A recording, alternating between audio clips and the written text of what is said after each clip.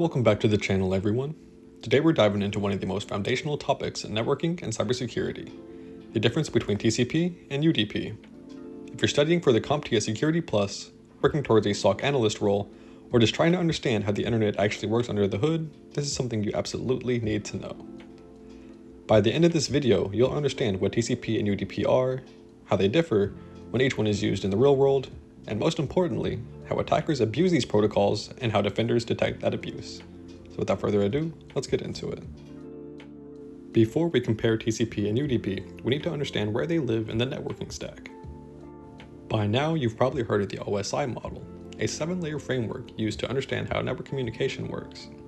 TCP and UDP both operate at layer 4, called the transport layer. If you're having trouble understanding, think of it this way. Layer 3 is the network layer. This handles getting packets from point A to point B using IP addresses. But layer 4 is responsible for how that data is delivered. It can be done reliably with error checking or fast without guarantees. Both TCP and UDP use port numbers to direct traffic to the correct application.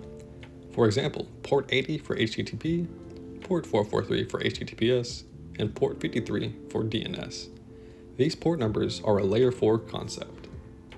This is critical knowledge for anyone doing network security, because when you're analyzing firewall rules, reading packet captures, or investigating alerts in a SIEM, you're constantly looking at layer 4 data. Knowing what's normal on these ports and what isn't is part of your job as a defender. Now that we know how TCP and UDP operate at OSI layer 4, let's compare them side by side. I'll help explain this with analogies. Think of TCP like sending certified mail. You walk into the post office, you address the envelope, you pay for tracking, and you get a confirmation when it arrives. And if it doesn't arrive, then it gets resent. That's basically TCP. It's reliable, ordered, and guaranteed delivery. But all that tracking and confirmation takes time. Inversely to TCP is UDP. UDP is like dropping a postcard in a mailbox. You write the address and toss it in and hope it gets there. There's no tracking, no confirmation, and no retry if it's lost. But it's fast and it's simple.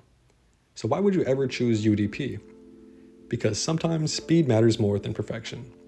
When you're watching Netflix or on a Zoom call, you don't want to pause every single time a single packet is delayed. A few drop frames, that's acceptable. But a 5-second buffer, that's just not.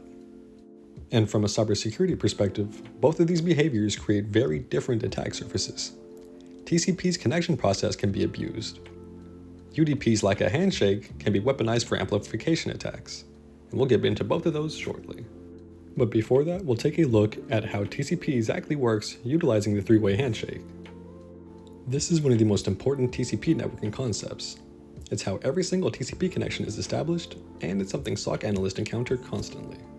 Let's look at this about how it works in the real world. You could have a client, which could be your web browser like Google Chrome, and then a server you're trying to reach like YouTube. For step 1, the client sends a SYN packet, which is short for synchronize. This is essentially saying, hey, I want to open a connection. For step 2, the server responds with a SYN ACK, basically confirming that they got it and that they're ready to sync up. For step 3, the client replies with an ACK, acknowledging the server's response, and with that, the connection is established. Seems pretty simple, right? With 3 packets, you've got a session. This is how your browser connects to every website that you visit. But here's where it gets dangerous. What happens if the client sends thousands of SYN packets but never sends that final ACK? The server dutifully allocates memory for each of those half-open connections, waiting patiently for an ACK that never arrives. This basically describes a SYN flood attack, a type of denial of service. The server gets overwhelmed with half-open connections, runs out of resources, and either crashes or becomes unable to serve legitimate traffic. A defense to this that you should know is called SYN cookies. This is where the server doesn't allocate memory until the handshake is fully complete. If you're studying for Security Plus or interviews, this is something that's definitely worth knowing. Now let's ground all this material in reality with real protocols and port numbers you'll encounter every single day. Let's start with the TCP side. Every time you visit a website over HTTPS, that's TCP on port 443. When you download a file via FTP, that's TCP, because every single byte has to arrive correctly. When you SSH with secure remote access, TCP. Email delivery via SMTP, again, TCP. Common thread here is that these applications cannot afford to lose data. Imagine downloading a file and half the bytes just didn't arrive.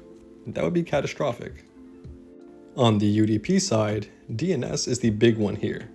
Every time you type a website URL, your device sends a DNS query over the UDP port 53 to resolve it into an IP address. The query and response are tiny packets, so speed matters way more than reliability. Voice over IP calls use UDP because introducing delay to retransmit a dropped voice packet will make the conversation slow and unusable. With video streaming, it's the same idea. Now, let's look at a cybersecurity angle on this. DNS on UDP port 53 is one of the most abused protocols for data exfiltration.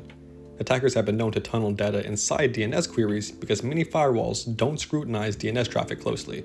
If you're a SOC analyst and you see unusually large or frequent DNS queries from an endpoint, that's a red flag worth investigating. And this is where it gets really interesting for security professionals. Let's talk about how each protocol is weaponized by attackers. The SYN flood we've covered before is the denial of service attack that floods servers with SYN packets and never completes the handshake. Now for UDP attack. A DNS amplification attack is one of the most devastating DDoS techniques in use today. And here's how it works. The attacker spoofs the victim's IP address and sends small DNS queries to hundreds of open DNS resolvers around the internet. Those resolvers respond with much larger DNS responses, all directed at the victim. The amplification factor can be 50 to 100 times, meaning a small amount of attacker bandwidth can flood a victim with gigabits per second of traffic. Now let's look at TCP port scanning. When an attacker is targeting a network, they'll often run a SYN scan, also called a stealth scan in tools like Nmap. They send a SYN packet, wait for a SYN ACK response to confirm the port is open, then immediately send a RST reset packet instead of completing the handshake. This lets attackers map your open ports without ever establishing a full connection, making it harder to detect in application logs, but it still shows up in network traffic and IDS alerts. UDP port scanning goes along the same lines as TCP almost, except that it is much slower and noisier than TCP scanning and easier to pick up in SOC analyst roles. Now that we know what all this means, let's bring it together to understand a SOC analyst perspective to detect protocol abuse and know what to look for in real incidents. Let's start with firewall analysis. When you're reviewing firewall logs, TCP traffic is easier to analyze because stateful firewalls track the full connection lifecycle. You can see if a connection was established, reset, or timed out. UDP is stateless, so firewalls often just allow or deny based on port rules, which means malicious UDP traffic can be harder to spot without deeper inspection. Let's move on to the SIEM correlation. In your SIEM, you'd build correlation rules like alert me if a single host generates more than 500 SYN packets per second, as that could be a SYN flood signature. Or you could set up rules like alert me if an internal host is sending DNS queries larger than 512 bytes to an external resolver, as that could indicate DNS tunneling or data exfiltration. Incident response is the next analyst perspective. During incident response, your first tool is often Wireshark or a similar packet analyzer. TCP flags tell you a lot about what happened. A series of SYN packets with no corresponding ACKs, it's a port scan. Thousands of identical UDP packets to port 53 is an application attack setup. Weird DNS queries with unusually long subdomains could be classic data exfiltration. The bottom line is that every alert you investigate will involve network traffic, and almost all of it is either TCP or UDP. The deeper your understanding, the faster your triage, and the fewer things you miss. Before we end the video, since we've covered so much ground today, let's give a quick recap of what we've learned. TCP is your reliable connection-oriented protocol. It establishes a three-way handshake before sending any data. It ensures packets arrive in order, and it retransmits anything that gets lost. That reliability comes with overhead, which is fine for web browsing, file transfers, and anything where data integrity matters. UDP is your fast, connectionless protocol. No handshake, no acknowledgement, no retry. That's perfect for DNS lookups, real-time voice and video, and anything where a little data loss is acceptable, but latency is not.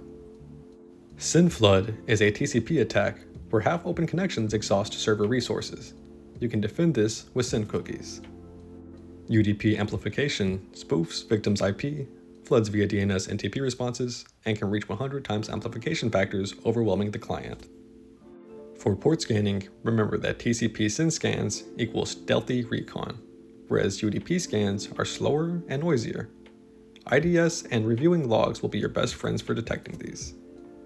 As a SOC analyst, your job is to know what normal looks like for each protocol, so that when something abnormal happens, you'll see it immediately. And with that, we've reached the end of the video. As always, thank you for watching. Be sure to like, comment, and subscribe, and have a great day.